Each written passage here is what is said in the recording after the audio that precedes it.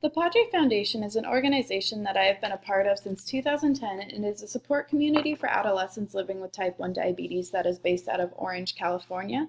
The acronym stands for Pediatric Adolescents Diabetes Research and Education. As I elaborate on the organization, I hope you will understand a little bit more about what the PADRE Foundation is all about.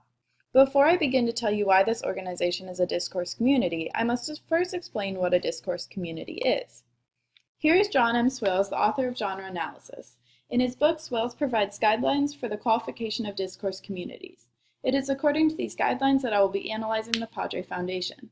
While some may argue that Swales' guidelines are too constricting, it is my belief that he provides the best analysis of a discourse community, as the selectivity provides for a greater understanding of what discourse communities are and what may qualify as one. Swales states, a discourse community has a broadly agreed set of common public goals. This is the mission statement I found on the PADRE Foundation website, which is accessible to the public. This statement gives a very general description of what the organization is about. PADRE is geared towards connecting those with diabetes so that they can learn to better manage their disease and live a happier, healthier life. The primary function of the PADRE Foundation is to gain funding for diabetes research so that we may ultimately find a cure. While it may be argued that PADRE's sole purpose is to gain funding, I would pose a slightly different argument. PADRE hosts most events free of charge to the participants, asking only in return that they have a good time and make friends with those who have the same condition, that they find their own support system.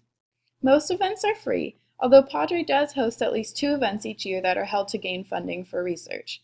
And while the purpose behind the events are to acquire funds, they are still geared towards the children and making sure that they are having a good time. Swales' second guideline is that all discourse communities must have mechanics of intercommunication between its members. The PADRE Foundation has many ways in which they communicate with their members. One way is through emails. The subject of the emails vary from information regarding upcoming events to asking for feedback on a recent event. Depending on how actively involved individuals are, they will receive different amounts of emails. Emails range from formal and informational to casual and conversational, depending on who the recipient is and what they are discussing. Another way the Foundation communicates is through postcards sent in the mail. When an event is approaching, the Foundation will send out a postcard invitation to all members, explaining the details of the event and how to register for it. Each postcard's layout is specifically chosen for a reason, which I will explain more in depth in a little. The previously mentioned forms of communication all help to provide information and feedback to the Foundation. This helps the Foundation to better prepare for future events and get general information on how effective their efforts are proving to be.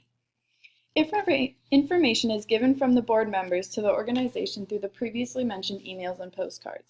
Other forms of information can be found on the website through the occasional newsletter that is sent in the mail.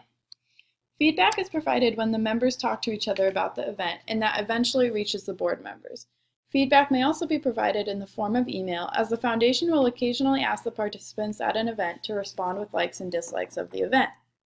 There are many genres apparent in the PADRE Foundation, but the one I would like to focus on the most is that of the postcards that are sent in the mail. The postcards sent out always seem to have a distinct pattern of colorful and enticing imagery on the front and more plain, straightforward information on the back. This may sound strange that the two sides would be so different from one another, but there is a very good reasoning behind this layout.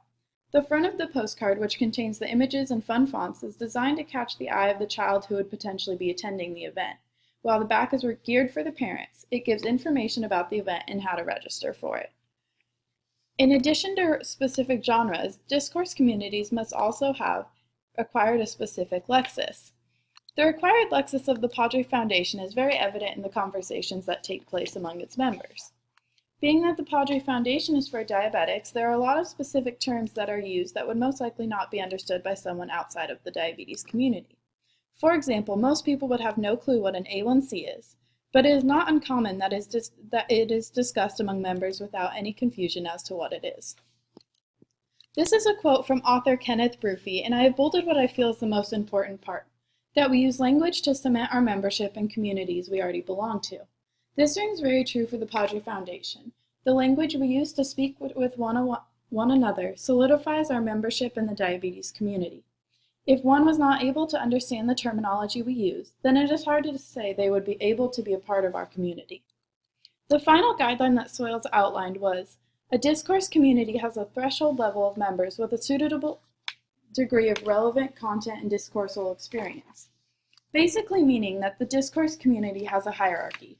The members of the PADRE Foundation are constantly changing as new children are diagnosed and members become too busy to continue their participation. There is also a distinction between the novice members and the experts. The novice members are often not that involved in the foundation as they are just starting to learn what it is about. I would say that the experts are those of us who have been involved in the foundation for a significant amount of time, are very involved, and are now becoming the ones running the events, rather than just attending them. The transition from novice to expert in the PADRE Foundation is a smooth and gradual one. Expertise comes from commitment and dedication to the foundation and the events they hold. There is one member in particular who would stand out as an expert. Brian Martz is the program director of PADRE and has been working for the foundation since 2002. He began his journey in PADRE as a teenager and has since become to be considered an expert in the organization. Thank you.